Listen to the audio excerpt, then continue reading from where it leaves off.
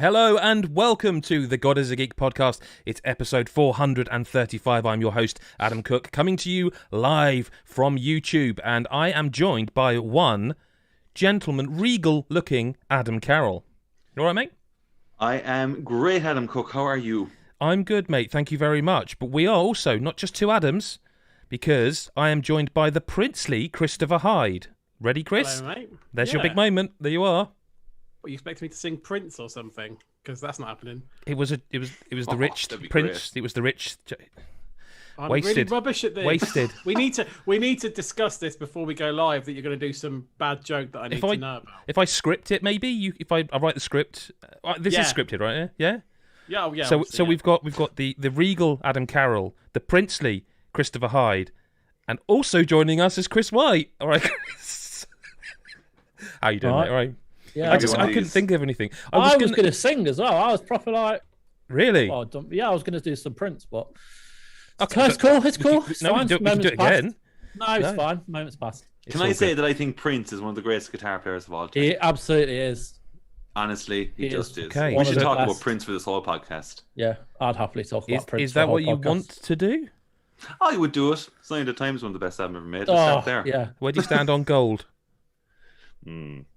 Oh, really? All that glitters is that? No? Okay. Nah. I'm sorry.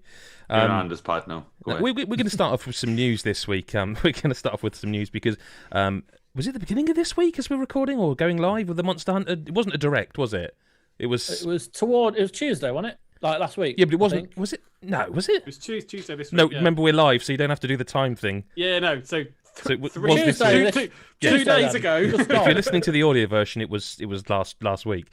But it wasn't a Nintendo Direct. I saw people calling it Monster Hunter Direct. It wasn't. It was because it was kind of weird because all the stuff after the fact, then like days later, started appearing on Nintendo's website, on Nintendo's YouTube channels.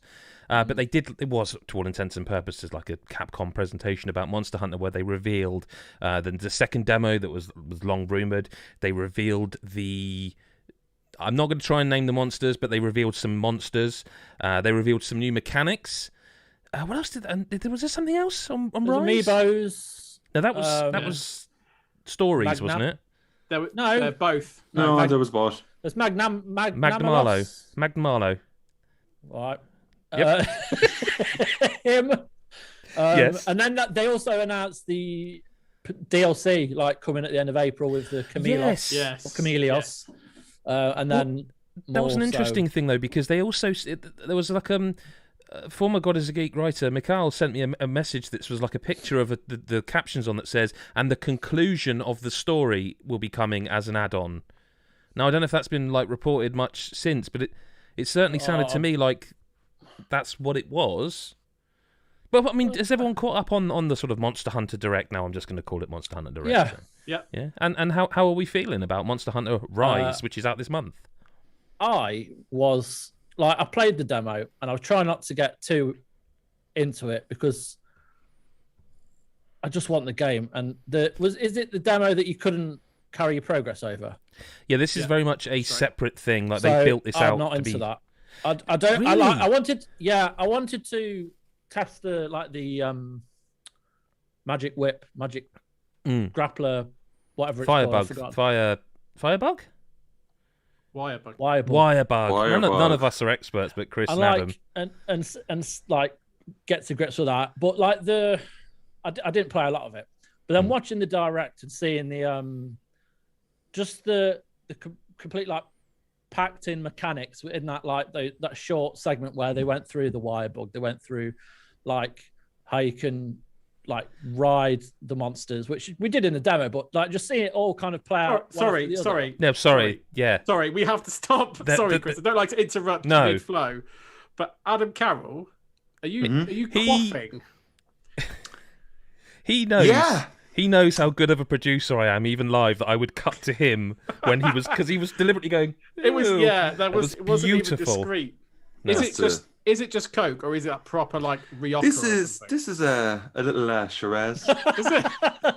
Do you know? Like, since we started going live, I just think it's important to celebrate. Not to go too far behind the curtain, but it's nothing to do with the fact you're able to record the podcast in your own house for once in a that you can actually have a drink and just nothing to do with that at all. It's complete coincidence. But Monster Hunter Rise. Sorry, Chris. Carry on, mate. I do apologise. Yeah. No, it's okay. I missed the wine. Steamed up my glasses with all that, I tell you. Yeah. Oh, blimey. But no, just like seeing the full kind of gameplay segment where it went through all the new mechanics and it went through how it all works together. It just looks incredible. And like I think I will be getting a demo just to because I can't wait. I've still got like over 2 weeks left, so I'm going to dive into it. Probably to get smashed by that. I'm not going to be doing the advance, I don't think. But I mean, it looks great, and then I've just missed playing World, and I think when it came out, I fell off it hard. Like I'm not Mick. I didn't stick with it when I wish I had done, but I'm kind of this is a second chance to kind of do that, and it is always games are always better on the Switch because, like me in my house, I share the TV with my wife and my kids, so I can't always play the Xbox. I can't always play the PlayStation, but when they're watching like some rubbish, I could just sit there and play a Monster Hunter, and I'm looking forward to just get stuck in. So I'm really excited. So I was intrigued because you said that you didn't want to play the demo originally because it didn't let you carry your progress over. Because I find with those ones, like that reminds me of like playing the Destiny beta twice and then getting the game and having to play it like again. But you're the other way around. You're quite happy to. I don't like spending hours on something that you can't where it never amounts to anything. Oh, that's silly. But I just prefer. Like I like to see the new features so that when I do play it, I'm not completely lost when it comes to the new mechanics, and I can just kind of jump straight in and start chasing down monsters and riding them like a pony. I have to say that the pardon, sorry, riding them like a pony. It's your mind. No, you said riding them like a but pony. Your mind, sunshine. You went there. I was just you ride ponies. I could have said horses, but it just didn't sound as so. Ride funny. Ponies. Riding them just like writing that pony. down for the for the title. Okay. I will say right, and we'll get onto stories as well. And Adam, obviously, you have you caught up on the not direct thing? Yeah. I totally didn't see it. Like I don't know what happened. I just realized. Chris, could you do that again? It caught me by surprise too much. I didn't cut to you. Sorry, mate. Because this is product placement now, isn't it? This is. I didn't realise that we were doing like a drink off. The thing is, I've got my crappy water bottle I have every week. I didn't don't realise. What and Chris I just has want to done, say, Adam, I really didn't mean to interrupt you. I know you interrupted me. It wasn't like I'm getting you back. you were just having a drink. I just really fancy a drink, so I haven't had much. Of course, but it is. Yeah. I'm going to do it. I'm going to do it. No, in all seriousness, if you do this, I do have to put in the YouTube video afterwards that there is a paid sort of product placement in the video. So don't mention it because I mean I can, but that is I don't know. No. You were sent that for. There will be something about that in the delightful. future pipeline. It's a delightful drink. You've genuinely, for the first time in 435 podcasts of doing this, and it's not that, you've genuinely thrown me there to the point where I'm like, oh shit, if he does say what that is and start mentioning it, I'm going to have to, I think, Yeah, that was very impressive. Hang on, sorry. This is. I mean, someone's put in the chat there. This is basically Babe Station for games. Not wrong. Adam Carroll, Monster Hunter Rise. For me, the fever of Monster Hunter Rise has caught me very late. Like, I've got my pre-order in now. I know there'll be people in chat going, "Oh, I thought you weren't going to." I've got my pre-order in now. You've been there kind of all along, as has Chris Hyde. But what did you? Is it a case of, oh, this new information is great, but I'm just ready for the game now, or were you nice? Was it nice to see it? I thought what we saw, I didn't know what to expect. Really, I was like, do I really need this now? And then I caught up in it, and I was like, this is the cat's pajamas. I was like, I am well and truly on for this, like especially after playing the demo, which now they also announced that as of today, the demo is once again coming out with a whole new monster to take on, but also we're getting another 30 hunts.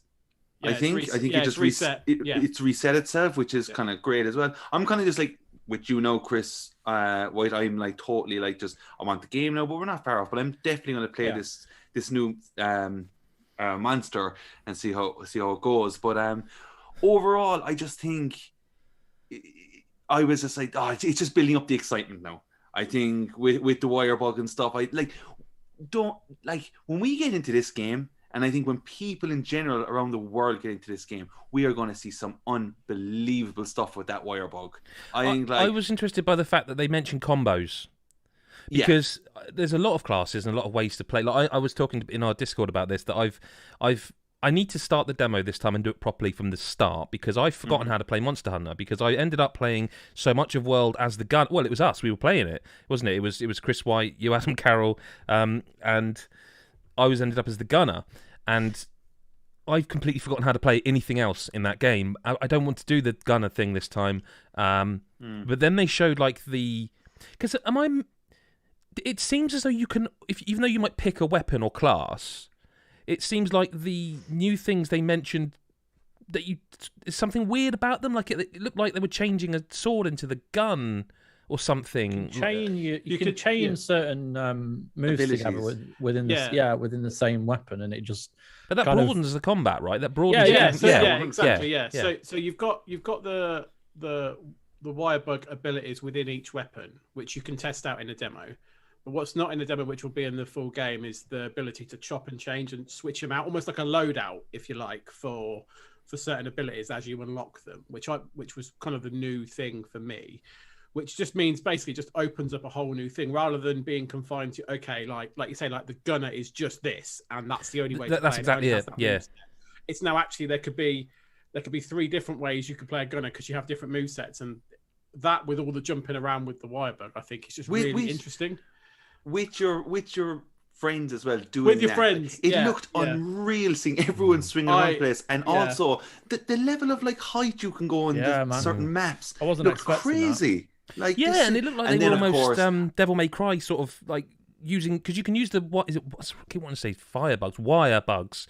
You get 3. 3, I think. You get 2, but you can collect another one. So it looked like you can chain them, so you could literally. Almost like DMC it across the sky. I don't know why I'm doing this so much, but it's probably some on camera. And running on walls and stuff. Yeah. But then, also on top of it, like we also had we got to see the hub area, which for me, during the time of World, I used to love being in the hub. I just thought it was just seriously enjoyable. And I'm so excited for this game. The other thing that I was gonna say, sorry, I'm up for those. They mentioned the rampage bits, which basically forgot about that. Defending against the. That's horde mode. It's really interesting where you just kind of.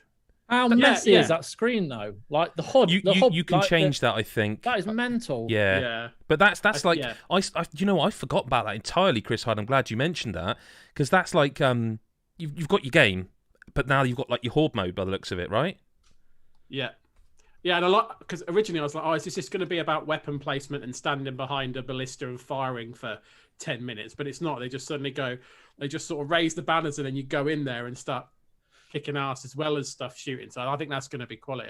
I think the thing about that is it feels like it would be a nice change of pace, like a bit of a different type of gameplay to just hunting a monster. I think there was a similar kind of gameplay mechanic in World, like a certain quest involved you getting a cannon and putting stuff in and shooting at this monster. So I'm not surprised this kind of thing, but I just think like it's for me, Rise seems even more deeper than World already. Like the stuff that they're throwing in there. Now, I didn't go near Iceborne. I really wish I did. I know it's supposed to be amazing, but my time with World, like, and now seeing what they're putting into Rise, it's crazy amount of content in it. You know, it just seems like it's going to be brilliant.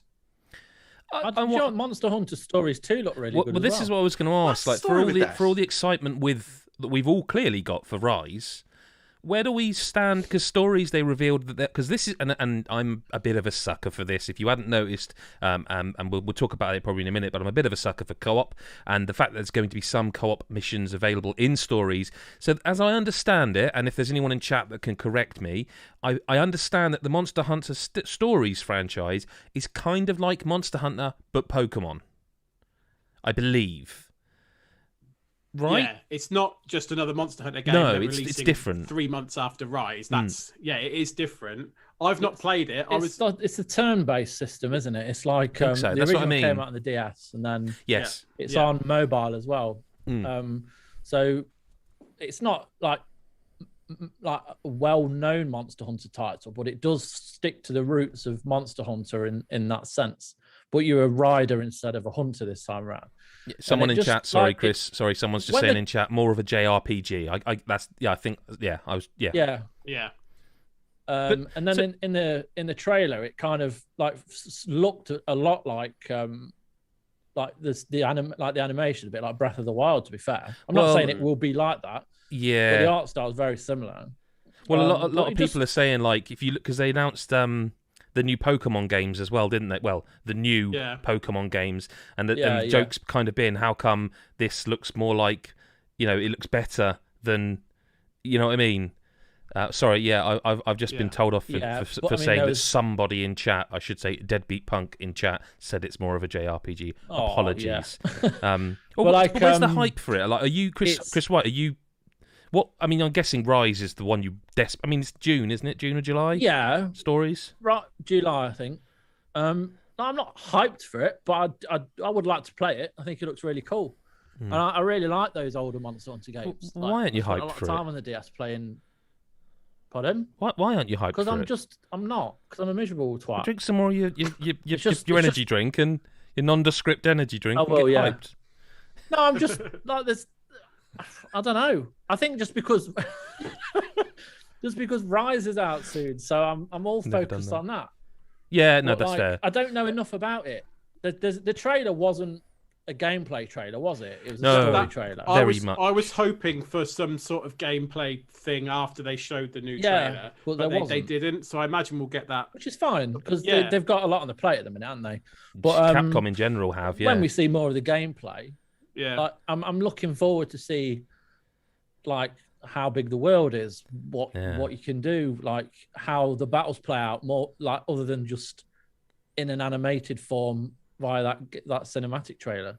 I kind of feel like got Capcom, a lot of potential, especially being on the Switch. It's cool. Yeah, that's true, and PC we should say. But Capcom kind of almost got out there, either got out in front of the world situation, or got very lucky. Because you think about it, they had Ghosts and Goblins Resurrected. They got Monster Hunter this month. They've got Resident Evil in May. Then they've got another Monster Hunter in July. Like they seem to be the only ones that have either got very lucky. The year of Capcom. But Capcom have done. I'm not being funny. Capcom have done very well recently. I mean, I played Ghosts and Goblins. We won't spend time on it. Dreadful game. That's all I'll say. Oh, I really didn't like it. I don't think the originals are particularly amazing. Balls? Yeah, but it's not good hard. That sounds awful. It's not good hard, but it's it's just that's a pod title. I just played it. And I was like within 10 minutes, I was like, why am I playing this?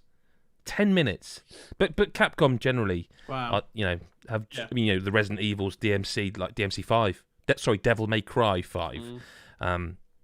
Monster Hunter Stories 2. Before we move on, though, Adam, Chris Hyde.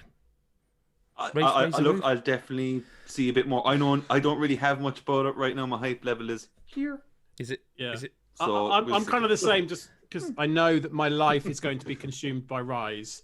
Do you think it will? Genuinely, the amount of hours I will put into co-op on Rise with our patrons, I hope, if they'll have me, I think will be insane.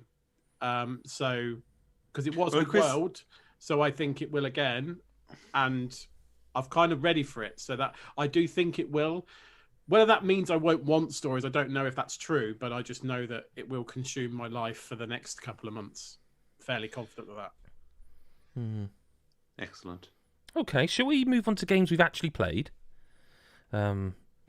Yes. We've it's a good chance to pimp something that we're going to be doing for a little while at least. It's called Super Mario Mondays, which is, funnily enough, the four of us. Adam wasn't available for the first episode because of his his internet's available now, so he's available now, but it's not Monday now, so we can't do it now. We're doing this, but we're going to be playing through Super Mario 3D World, and then we're going to be playing some other Mario titles. Like this week we played some Super Mario Maker 2. Next Monday we'll be playing a different Mario game as well. But Chris White, you wrote a lovely article on GodIsAGeek.com about Super Mario 3D World plus Bowser's Fury, I guess. Have you played through the whole thing on your own now? Yeah. So I got it last Tuesday, and played through World in a couple of days, then played through Bowser's Fury over the days after that. So it was literally just constant as soon as I got it, and it's just incredible, man. Like I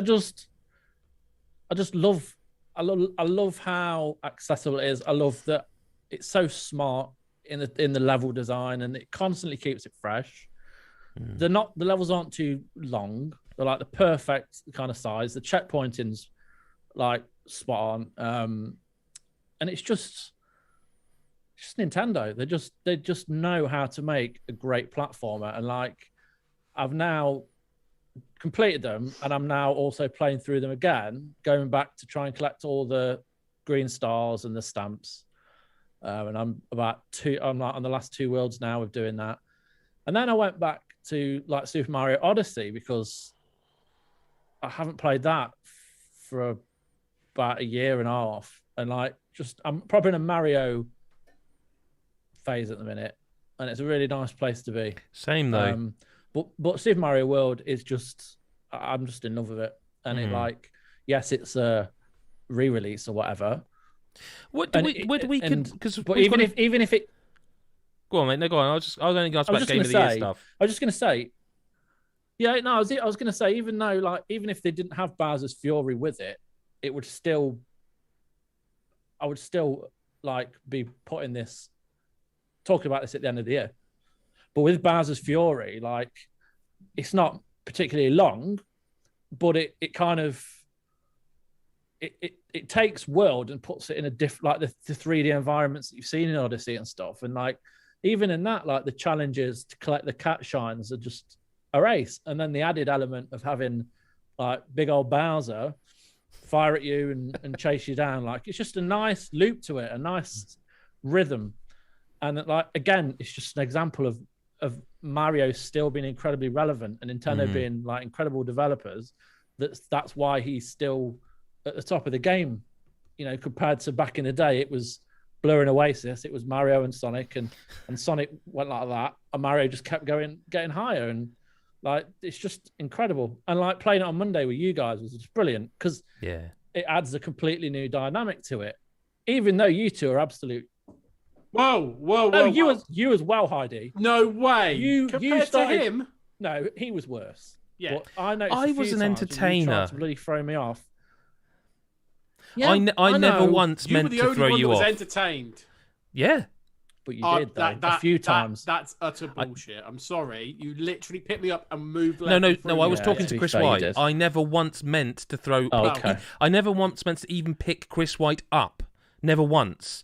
The problem there, my problem there, came from the fact that we started randomising the characters, and I wasn't paying enough attention because I was also running the stream. That I didn't realise half the time who Chris was. Thought it was you, Chris Hyde. Was trying to throw him off the edge of the map, realising, oh, sorry, Chris. Now, I would never throw Chris White off of a bridge. I don't know why I get bullied so much. Like, why am I always the one that's class thing? Yeah, we don't like them. Yeah, I think so. We do have to at some point make a decision leading up to Christmas.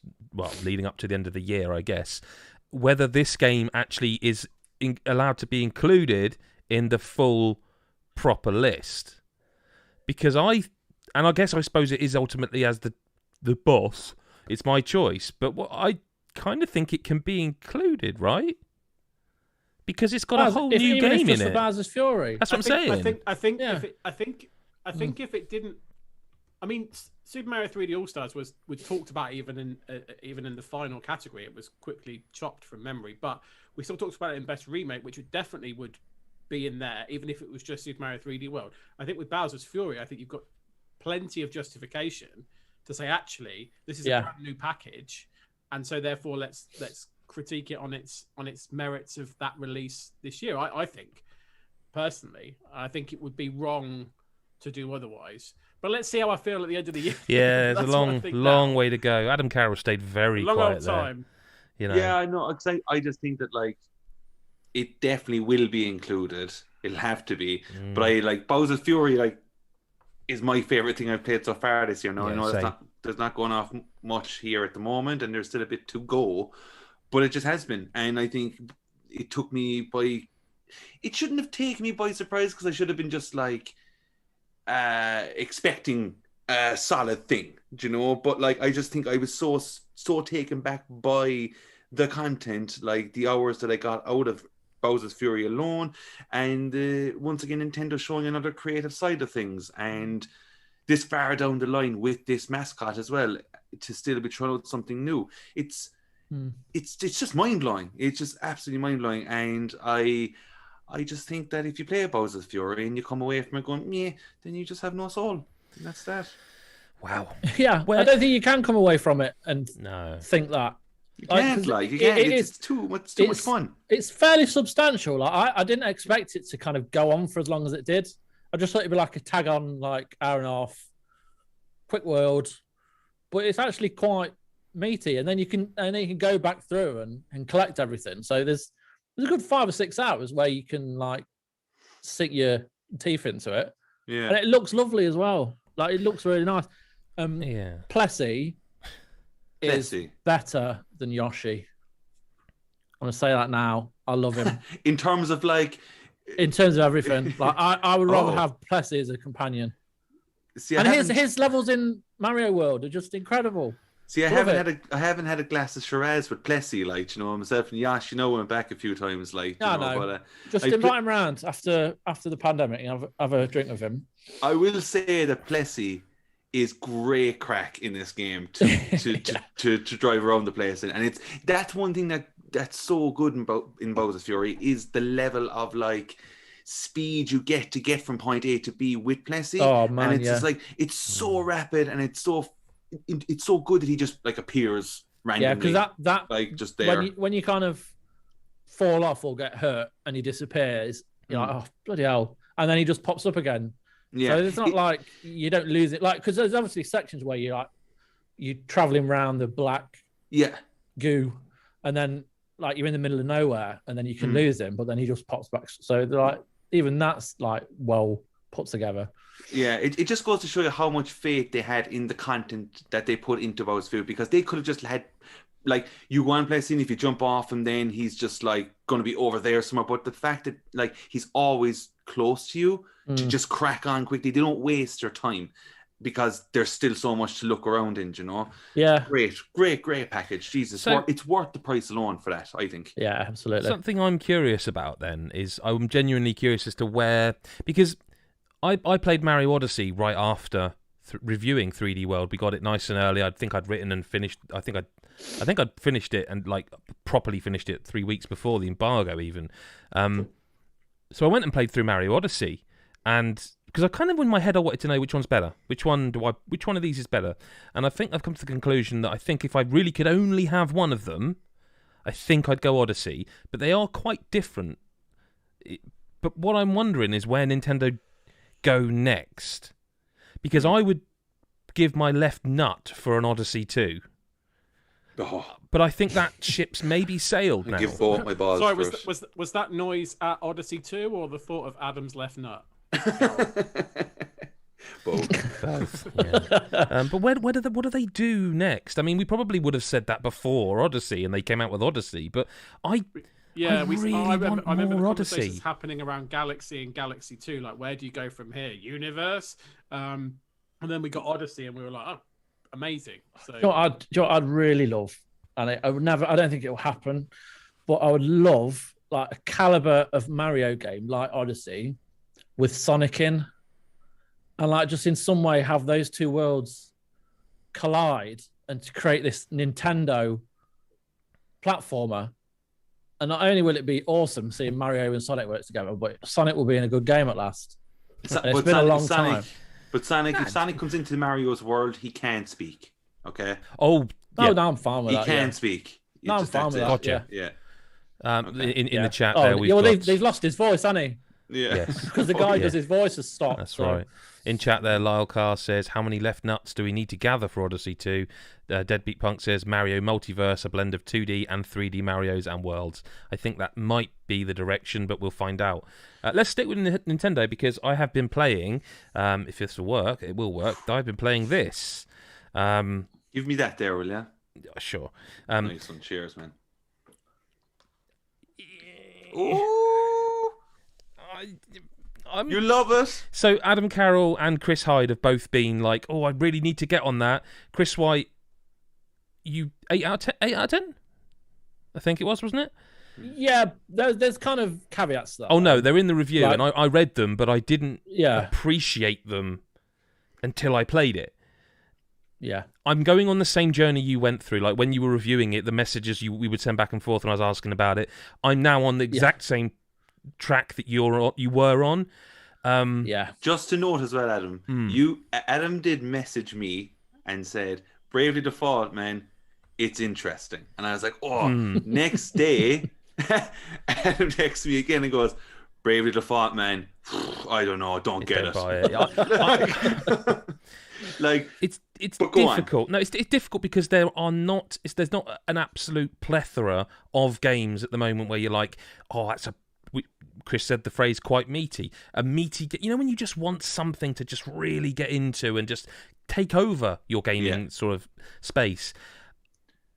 This has got some serious issues with it, and I think it's maybe one of the first times I've been playing a Switch game and gone, we need that Switch Pro. We really do. There's slowdown, there's poor textures, there's bad loading, there's like you walk along and there'll be just like oh shit, oh no, it's okay, and then the frame catches up. There's times when it cuts from like gameplay to cutscene where you think, has it crashed? And it hasn't, because it just takes that bit longer. Like Chris White will know what I'm talking about here, but you know when you press the plus button for the little stories that, you know, they... So other games have done this. I think Octopath does this. You know, you're walking around and like there's a little, just as you're traversing the world, like you press a button and it comes up with like a little chat they have. The Tales series does it. But it kind of, it's kind of the thing of, you know, when you're playing like a Grand Theft Auto style game and they have them, and Red Dead Redemption 2 does this, but they happen as you're progressing. Mm-hmm. They're part of the journey. Whereas in this, you press plus and it stops the game, brings up a scene, and it's like... So I'll come back to that. So because of the way this game's been designed, I think it's a bit of a...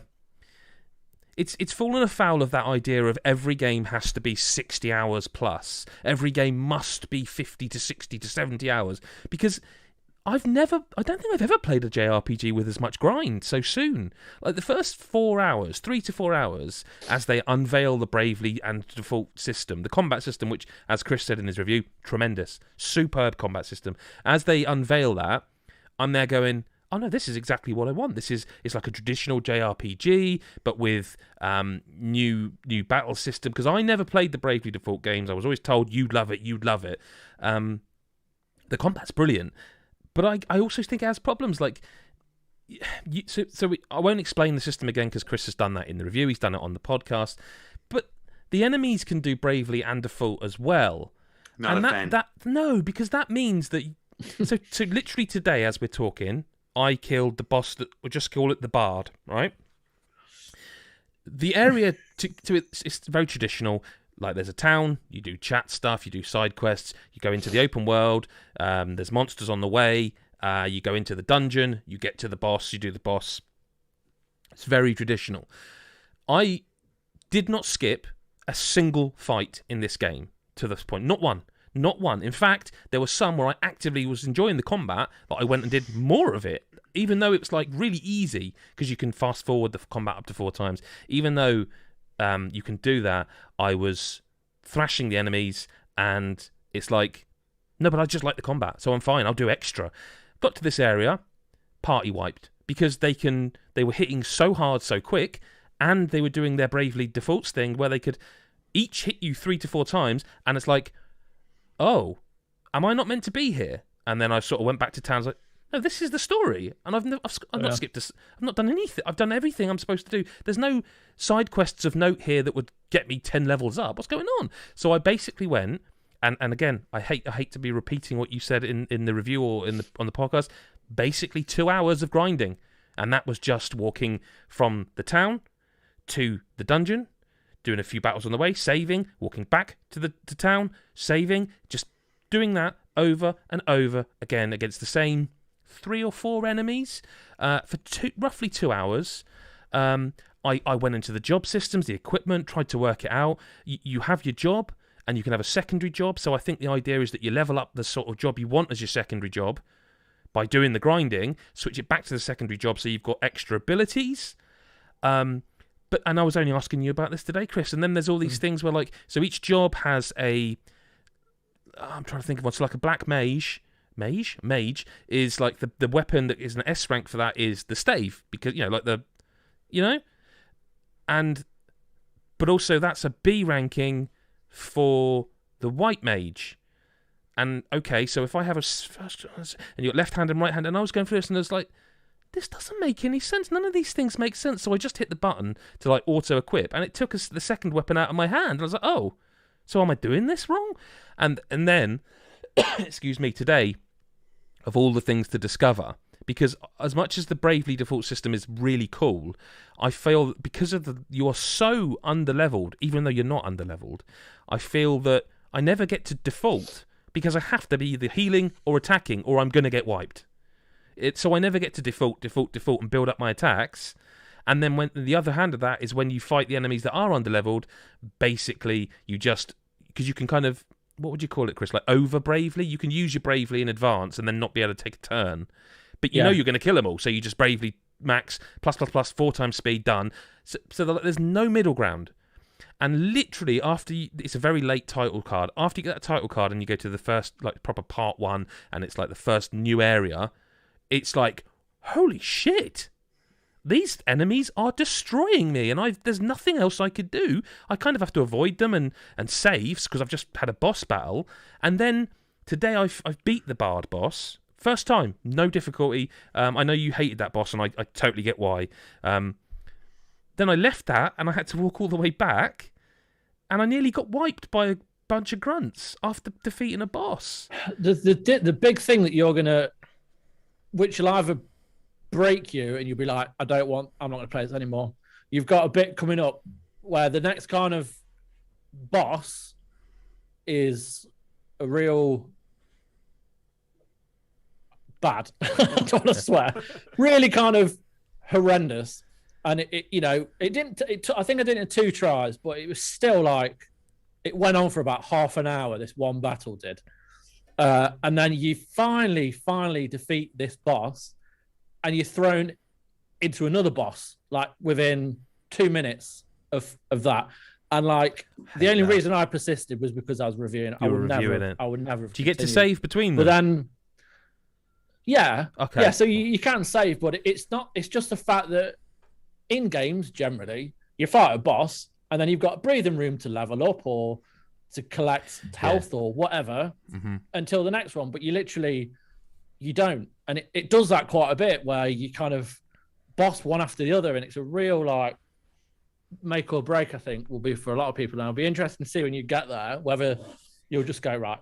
Because it takes time, and it's like, if it's not fun, well, you're not going to play it. And this whole grinding thing, like, it's why I'm relieved that you said you you went off and grinded for 2 hours, because that was what I was worried about. I was thinking, am I doing this wrong? Like, I'm not a stranger to JRPGs, so why am I struggling so much? But you literally do have to go and grind for 2 hours, because those jobs, the better jobs you've got, the more chance you're going to have of defeating the enemy. So you kind of need to be leveling up these systems.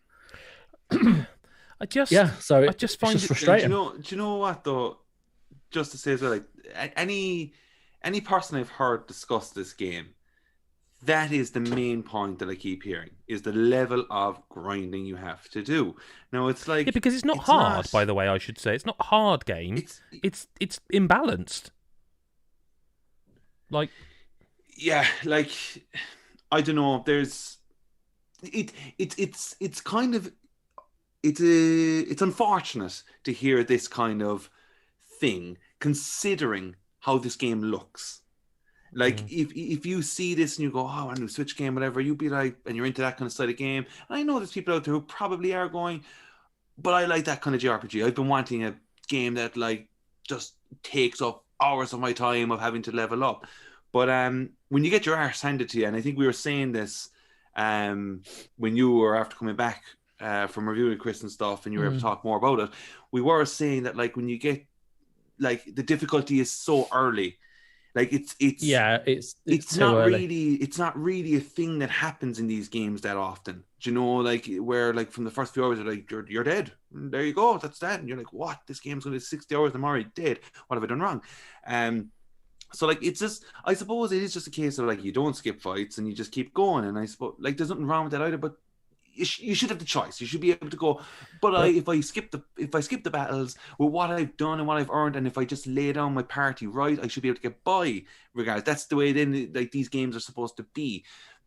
What I want to say though, Adam, is you brought up like the performance issues, right? Which is very surprising, because I remember saying when the first demo came out that it was just bad. I was like, this game has major performance problems.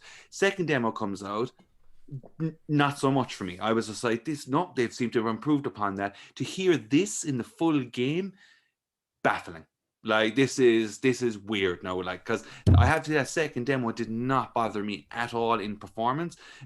Loading times may be a bit poor, but frame rate issues were way worse than that first demo, and now to hear that this is coming on in the full version, it's very odd. It's not so much frame rate as it is as weird frame sticks. Like I should just say, one of the comments in chat from Thomas says, but grinding in RPGs is what you do on the side when you're doing something else that's actually engaging, and that is true. Like, I don't know, I don't know if Chris White can back me up here or not, or he feels differently, but the side quests in this game are rubbish, and they are not things I want to do. They are almost always, like, one of them is literally go to the beach and collect 3 seashells and take them back.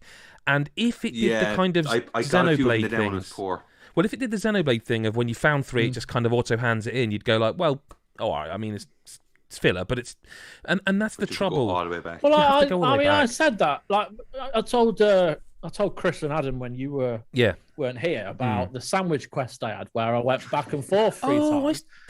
Everyone that plays JRPGs knows that grinding is a part of a JRPG, but at the same time, you need that side stuff to be interesting. Yes. To make those grinding elements less repetitive, and that is what it is. There is nothing else. These side quests are just dull. It's basically, you could just ignore the text on the screen. You could ignore the text on the screen and just go from one person to another. Yep, I've started doing that already. It doesn't matter. You could be go and deliver these seashells to Bob in Japan or whatever, or go and deliver this fancy dress for Shirley in Exeter. Like, it doesn't matter. Like, they're just all the same with different text. There's very little in this game to do other than the grind and the dungeons. They're like, the story's fine, like, and it does get better, and there are elements that kind of do surprise you with how deep it goes, but the actual gameplay itself is incredibly repetitive. But there is nothing else to make you want to do the side quests. Like, most JRPGs have interesting elements to them other than the main grind and the main kind of boss fights, but this doesn't seem to do that.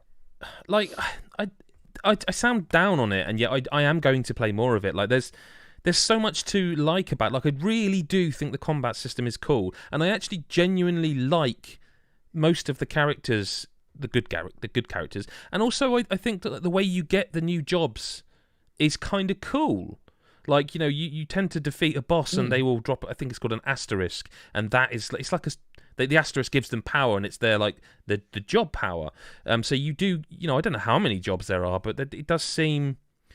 I mean, like, just for people watching this live, like this right now, you're seeing one of the stories, like I say, where you just literally press a button and you the game stops, and I'm in a dungeon in this bit you're seeing. I don't know. I feel like it could have been actually incredible, but it falls afoul of the idea that it must be super long, and I don't think a lot of the stuff under the hood, like the stat stuff, makes any sense. I don't think the weapon systems make sense. At least, and here's the thing, and this genuinely happened today.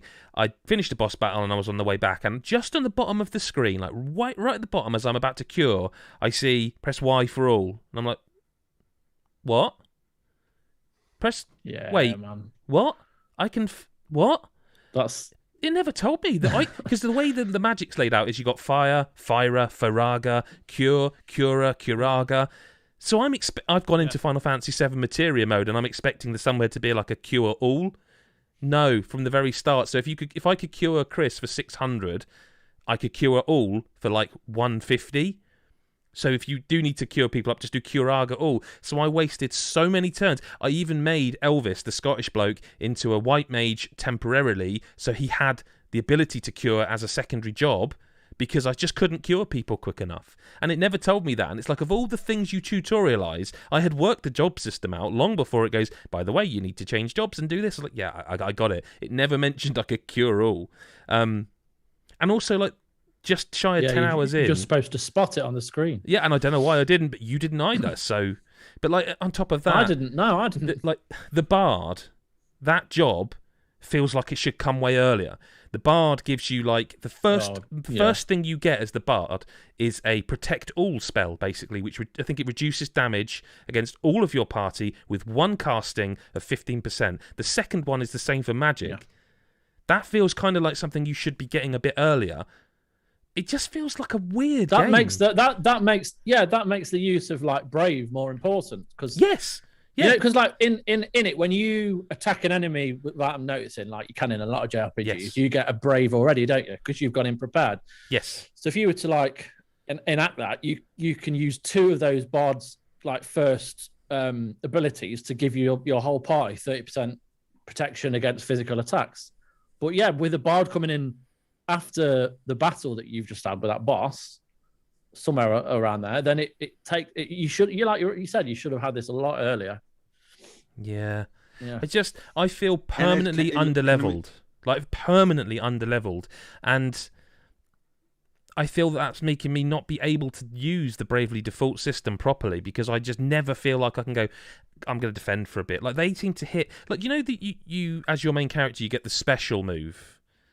Like, that at first was killing enemies in one go.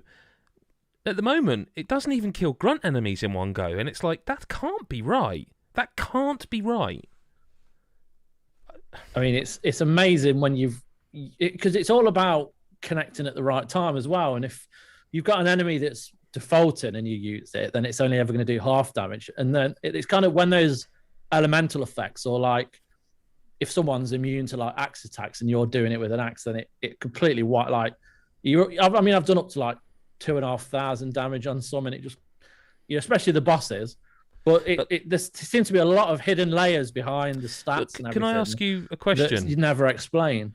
Before we move on, the thing I found the strangest is that I was in. So as you meet your party and you get people in the party, the thing I found the strangest is that you're almost constantly coming up against enemies, and like one of the freelancer job skills is and there's a magnifying glass item that you can what's the sort of parlance for it? Normally you examine them to know their weaknesses. Islands? Yeah, kind of. Yeah. So you can find out. You can examine people with a freelancer skill. Yes. But the magnifying glass gives you more information. Oh, does it? Yeah. Okay, I didn't know that. But once you've done it, you know them. So I basically, anytime I find a new enemy, check them out, know what it is, know what their weakness is. Right. And I found that very early on, and it's continued, there's constantly enemies that are weak to earth. I don't have any earth abilities. Like, there was another one that was, like, constantly weak to axe. I didn't have any character or class at the time that could use axes properly. Like, that seems to me arse backwards. But, listen, I don't want to... It is, yeah. I really like it. What we have to acknowledge, though, here... What we have to acknowledge here is that the Three Seashells chat has brought up a Demolition Man chat in our chat here. Yes, in the live chat. And that is tremendous. Tremendous. Yep. I need to watch Demolition Man again. It's so funny, that scene. She's like toilet paper and she's these 3 shells and it's supposed to be toilet. God damn, it's a good show. It's a good show. Fair enough. Before we move on, Chris Hyde, did you want to update anyone on Satisfactory while we're here? That's the thing we do seem to be playing the most. Yeah, I mean, very briefly, because we did talk a lot about it last week, and I think made it clear that, you know, I'm a bit of a nerd. We don't want to go down that rabbit hole again. But I think, actually, the thing I just wanted to say on it, I feel like my love for it has changed quite a lot in the last week. So last week, I was saying, oh, it's great. I get to make these little factories and everything runs just so, and it's really efficient, and that's great. But I kind of don't care about that anymore now that when we play it, which is really interesting. And I was thinking about why that is. And I was thinking back to Astroneer. Obviously, all 4 of us played Astroneer, and we all liked Astroneer. And Astroneer was great, but you got to the point where we got that Chock-off rover, Adam, when the jetpack, and we pretty much broke the game. And you just kind of feel like everything after that point, you get that in a big storage and you can just do anything. Whereas I feel like in Satisfactory, whenever we think that we've done something that breaks the game, we've now found this, which is just going to mean everything's easy. The game just goes, well, now you've unlocked this new stuff, which means that all the stuff you've got up to now is, you know, it's not used as much. You now need to go and find this other stuff, and you need all that new stuff you've just unlocked to get there, which I just think is really good in terms of like progression and keeping you interested. And that's why my focus now isn't on creating loads of nice, neat little factories. It's more on, okay, well, how do we link bases together over really long distances to kind of get all our resources together? And we had a fun time a couple of nights ago playing it. We've finally got those. They have these Futurama tubes that you jump in and just transport you over places. Like in future, you just jump in and you just fly through. And we're having great fun kind of setting them up and realizing. I think, just step back a bit, the thing I like about this game more than anything is it doesn't take itself too seriously. It has rules, like there's, you know, you can't put buildings, you know, encroach on other buildings, and you can't put conveyor belts that are vertical and stuff like that. But other times it doesn't go, because it knows its own limitations, it kind of lets you off a few things. So like if you've got a conveyor belt which happens to touch another conveyor belt, it doesn't matter. If you've got a conveyor belt that just happens to go underground a little bit because of the terraforming of the landscape, it doesn't penalize you for that. And it just means you can end up doing what Adam Cook did last time when we were making these tubes and just create a massive water slide that goes underwater, and zoom you right down underwater and zoom back up. And it just means those things are, I think, they're not wasting your time. They kind of appreciate that, you know, they're simple to put together, which I think is really important, and quite intuitive, and just allows you to therefore enjoy moving around. So yeah, I don't want to spend a lot of time. I don't know if you wanted to add anything, but I want to play it again now, but for different reasons, to kind of see where the next journey is. It's not going to be about building another tiny knit efficient factory. It's about, okay, well, we've now just got these tubes, and what does that mean for going off and finding new materials? And we've finally found oil, which was the game changer for the next kind of upgrade tree. So how are we going to use that? There's a new update soon. Like there is a new update coming soon. And worth mentioning for those who are a fan of Valheim, of Satisfactory, or Deep Rock Galactic, because they're the 3 games Coffee Stain published. I'm going to be speaking to their CEO very soon, and we'll have a feature on that on the website on godisageek.com. Before we do actually move on to listener correspondence, if you're in the live chat right now, this is your chance to literally start writing out your questions, and we will get to them. We'll give you about a 5-minute warning, because while we're recording this, while we're actually doing it live, Bethesda had a roundtable because they are now part of Xbox. And they mentioned that more games were going to be coming to Game Pass. Mm-hmm. They're all coming to Game Pass. Here is the list of the titles that are coming to Game Pass as we record, starting tomorrow. Okay, so what tomorrow? Tomorrow. Well, that's my life gone. Dishonored 3. Definitive Edition. That's, by the way, 16 of these games. That gives you a clue how many there are. 16 of them. 16. Are everywhere, whether you play on PC, console, or via your mobile. Okay, and there's 20 games total. So only 4 of them aren't on PC. The rest are all on Xbox. I think I'll try and skim it as I go. So Dishonored Definitive Edition, Dishonored 2, Doom 93, Doom 2, Doom 3, Doom 64. These are all so far on all of them. Doom Eternal. I might have to check that out on PC again because I've never played one of the new Dooms on PC. Chris White, The Elder Scrolls 3 Morrowind, console and PC. Elder Scrolls 4 Oblivion, console and PC. Skyrim Special Edition, console and PC. Elder Scrolls Online, cloud and console. The Evil Within, the lot. Fallout 4, Fallout 76, Fallout New Vegas, that's only on console. Prey on all of them. Yes. Well, you never played New Vegas? Yeah, I've played it. I thought you were like saying you were for a treat. I played it for a while. Prey on everything. Rage 2, Wolfenstein The New Order, Wolfenstein The Old Blood, Wolfenstein Youngblood. So basically the only game I can see modern that isn't on there is The Evil Within 2, I think. Yeah. That's what I was just about to say. Bought Evil Within. It's the first one on it? The first one is Evil Within 2 isn't on the list. Yeah, why didn't they put 2 on it? Is it already on there? You didn't say Fallout 3 either, did you? I didn't say Fallout 3, no. But no, that's not on the list. It's not. It doesn't seem to be every one of them, but man, I'd like to play Morrowind again. Do you know that? Yeah, man. That's Oblivion was the first one for me. Oblivion was the one that I lost. I don't even know. Oblivion will get you horny. Well, there you go. That's a lot. Don't come to us to discourage you. I'm interested. I think Oblivion will look rough. I think it will look quite rough. But it's so good. Morrowind will look a lot rougher. Yeah. Mind you, that was on PC, so... Yeah. Wait, did Morrowind come to console? It definitely was on PC. I played on PC. Yeah, it was on Xbox. It was originally on Xbox, because that's where I played it. Yeah, that's where I played it. So, The Elder Scrolls Online, is that the base game? Or does it say anything about... Because I could seriously get into that, but there's so much content that I just feel left behind. Yeah, they've even I saw a press release about that like this week, I want to say. Yeah. The Elder Scrolls Online, experience the award-winning story in a persistent Elder Scrolls world, embark on an adventure. It just says the Elder Scrolls Online. Nah. Because it's like the Dragon DLC. Like I could properly get into it if I had all the content now. But I'm not willing to spend that much to do that. So in the chat, Deadbeat Punk has said some of the games are actually getting frames per second, FPS enhancements. So maybe some of those upgraded ones are coming a bit later. Like that, some of them are. Yeah, no, that's cool. Adam Carroll, question for you, mate. Cook. Question for you.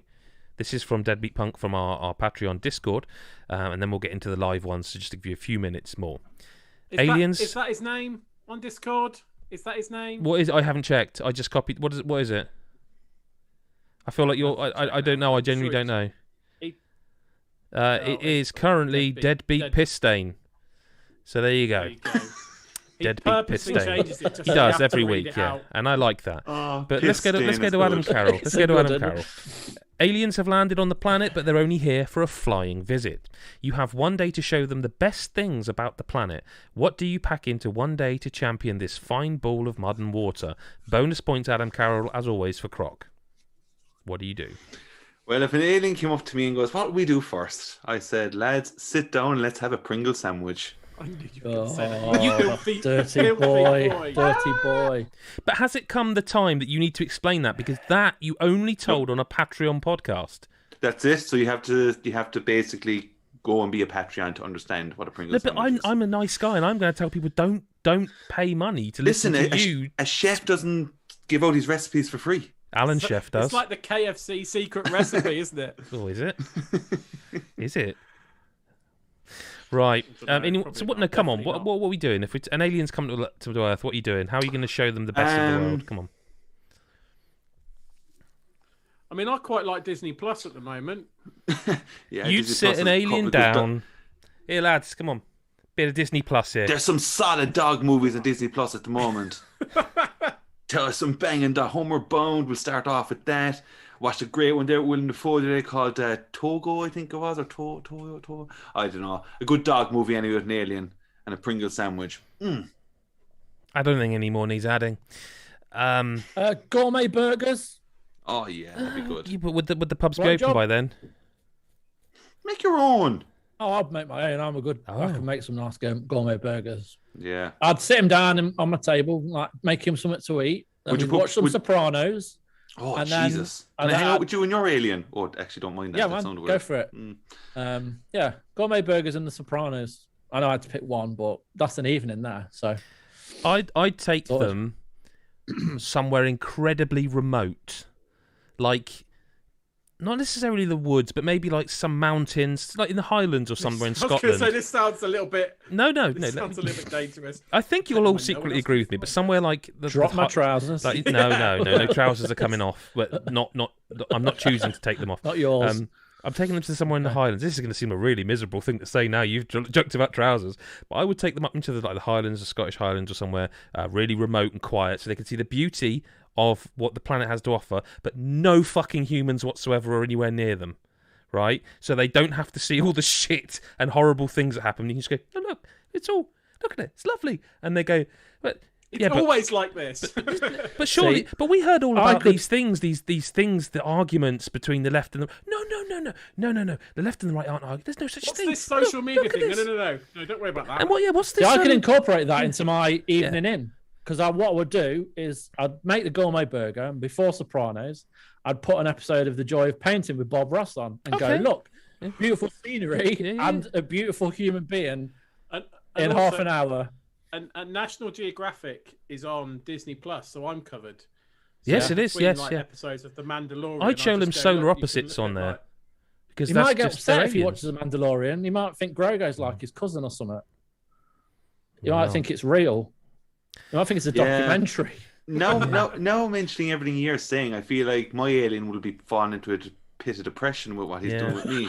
Well, right, I'll tell you what. Forget the Highlands. I'm going to do like the Andrew Ryan thing and make Rapture under the sea, make a new society for me and the aliens. And you guys are invited, and our Patreons and the people in the live chat. They can all come down there, and we've got all the technology. Here for a flying visit, one day, you just created Rapture in one day. No, but he wouldn't want to leave, especially once he got my trousers down.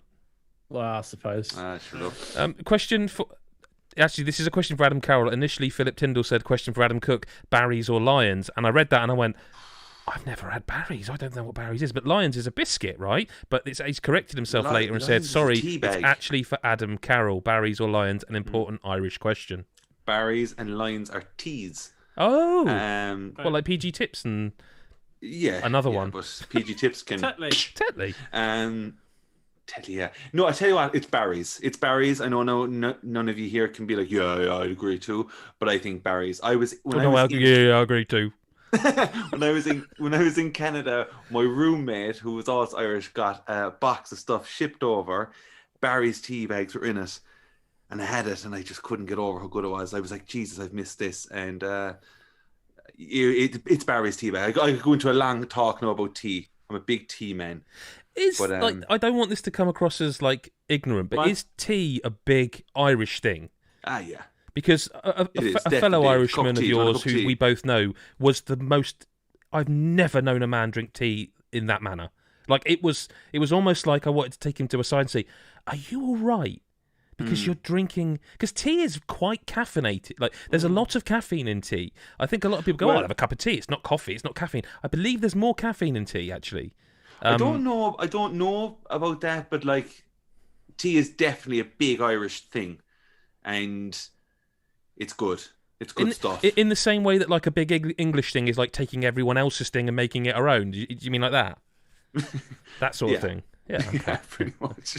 Because that's what we are good at that. Like, I'm not being funny. You nail People that. say the English don't do anything well. We take everyone else's things and we make them. We're real good at that. Like, there's no debate in that. Lions is a biscuit to me. You see over here. Lions biscuit. What's that again? Yeah, I can't remember, but it's definitely a Lions biscuit. Lions tea is alright too. It's alright, but it's Barry's all the way. But it's not Barry's. Barry's the boy. To be fair, Barry's sounds more Irish than Lions. Yeah, doesn't it? Like, you can imagine Barry's being like, it started as a local firm, like on the corner. He had a small little factory, and he got big. And do you drink tea? Yeah, I prefer generally coffee, but I do drink tea. Yeah. Would you have much milk in it? 1 finger, or 2 finger, or 3 finger? Sorry, what are we talking Are about? you actually putting the cow's nipples like, and you call them fingers? Yeah. They go, that level, like that much milk. It's kind of how you judge it. I judge it. Anyway. I have that much. If someone says to me how much milk do you want, you just go like this. Yeah, we are choosing more that. So just to be clear, while I was away, you guys decided that no swearing was acceptable, but Chris White can do this on camera. I was doing 2 fingers worth. I know what you were doing, mate. To be fair, Chris White wasn't paying any attention to the swearing standards when you were away. Oh, okay. Well, that's fine then. Was. And that's why he's my favourite. Stitch, like the teacher's back. Yeah. CP says you're all such romantic souls, and corrected me. Lions make cakes in the UK. It's cakes. Deadbeat Punk says takes every other culture's food and tries to make a sandwich out of it. Yeah. Yep. I had some barbecue Pringles the other day. Oh my good God Almighty! They are They're good. Unbelievable. They are good, aren't they? Can we just have this? What's everyone's favourite Pringle flavour? Oh Jesus Christ! Overload. Don't, Question. He's gone. Oh, sorry. Is that What's chat's favourite Pringles flavour? That's what I'd like to know. I think mine's prawn cocktail. Mine's prawn cocktail. Prawn cocktail. Not even love the prawn cocktail. It burns the tongue off. Yeah. Sorry, chat's corrected me. Chris wasn't being rude. He was doing the 4-finger Kit Kats, the universal symbol for 4-finger Kit Kat. That's exactly what I was doing. Chris looks like he was about to drop a rap album then. That's what he was doing. Prawn cocktail for me. Prawn cocktail for Chris Hyde. Chris White, what was yours? Prawn cocktail. Oh, wow. Clean sweep, Adam Carroll. Clean sweep, Adam Carroll, until you Clean sweep, Adam Carroll. I'm going to go sour cream and onion. Prawn cocktail, I agree. Clean sweep, Adam Carroll. But then I go prawn. Do you know what? Barbecue, prawn cocktail, sour cream and onion, Pringle sandwich. Do you know how Pringle sandwich is not flavour? Do you know how you get two? You know how everyone eats like 2 at once. Yeah. What would happen if you put 2 different flavours together? So you know how people get Oreos and they break them up and so it's like a double stack. The white. I don't think Oreos are that great, by the way. But stop your talk. I'm not saying they're bad. I just don't see the fascination. But what about the Oreos? It's not a hobnob, is it? It's no hobnob. Anyway. No, I agree. Hobnobs. Chocolate hobnob. Yeah. Okay, just to be absolutely clear, I am a fat bastard. Come on now. Start flipping tables. Yeah, like so. What about if you got like a cheese and sour cream and onion Pringle with a prawn cocktail Pringle, and like you did that to like. I'd be up for trying it. Of course you have. Oh, of course he has. Why am I asking? Why did I even have to describe it? I've done it. I've done it. It's class. Just don't ask him what he did next to it. That's what you want to. No, be a Patreon. Oh, you didn't Pringle sandwich it. Of course I did. Oh, I had to try it. I've done this 3 times in as many minutes. Deadbeat Punk says, what about cheese and vinegar flavoured if you get the cheese and... Oh, Christ. I'd be up for trying most combos, if I'm honest. There wouldn't be many that I'd go, no, I'm not going to try it. Pringle-wise? Haven't had those KFC crisps yet? No, I haven't. I have. Are they good? Yeah, they are. Hang on. What are these KFC crisps? It's like Zinger Tower, isn't it? There's 2 types. There's one which is the Zinger Burger flavour. Right.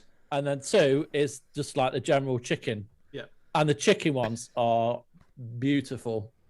Do they taste? They taste like yeah. Right. Okay, the Zinger tastes Towers like chicken. Is that what you were going to say? No, but they taste like the herbs and spices. Like they taste like the chicken, whereas the Zinger Towers just taste like. I had the KFC pizza. Oh no! Really, no, it was a popcorn chicken one. Really disappointing, if I'm honest with you. Popcorn chicken isn't the best flavour. No, it needed to be like a zinger chicken or something to give it, because it was just very. The gravy wasn't even. Can I just say why would you have KFC crisps and not actual KFC? It's a bit cheaper just to grab a bag of crisps when you're like in the, if you just fancy a bag of crisps. £1 as opposed to £20. Hey, love, do you fancy a bag of crisps? Oh yeah, hang on. There's your Colonel's bucket. Yeah. No, I just want some crisps. Strange. Smell like fish though. Apparently, what does? What does? St. P says it smells like fish. New name of one of our Patreons, baby. I don't like fish, lads. Nor do I, mate. Wouldn't touch it. Not Wouldn't really touch a it big with fan yours. of fish, no. Oh, hang on. That's God. If you're new to the podcast, because you normally watch our video reviews and you just saw a live video pop up and went, oh, sorry, I guess. But this is pretty standard to end up talking mostly about food on a video game podcast. It's authentic. Oh, you only get the real. Oh dear, I'm not reading that comment out in the chat, but Adam Carroll should react to it right now. What smells like fish, Adam? I just read it. Ooh, fascinating. Indeed. Thank you very much for joining us for the first wide, as it were, live podcast. What's going to happen now is that this is going to go unlisted so that our Patreon members can get it, and they're going to also get the audio version early. So not to use this as a promotion thing, because we enjoy doing this and we'll carry on doing it as long as no one's got any problems. Steve Chambers, what the fuck have I just walked into? You're going to have to go on the old DVR and rewind it. That's enabled as well. Patreon.com/GodIsAGeek. You get early access to most of our stuff that we can give you. Such as the recipe to the Pringle sandwich. The recipe to the Pringle sandwich is technically on there. You'd have to go back a fair old while to find it, but that is on there. We do code drops. We have a private Discord for our Patreons, and it's a really it's a really nice place to be. Like I don't use social media anymore. I don't need to, because everyone on there is just lovely, and it's a nice place to be. And there is like heated discussions and stuff and arguments about games, but it's always a friendly atmosphere. And I think we're building something very, very nice there. And most of the people in the chat know that, and I really appreciate that, and I know you guys too do as well. Chris Hyde, Chris White, Adam Carroll, thank you very much for being part of this podcast. It's always a highlight of the week. It certainly is for me.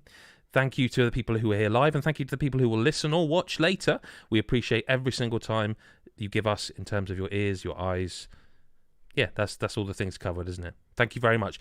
Guys, thanks for being here, and everyone else, we'll speak to you next week or whenever you choose to listen. Bye-bye for now.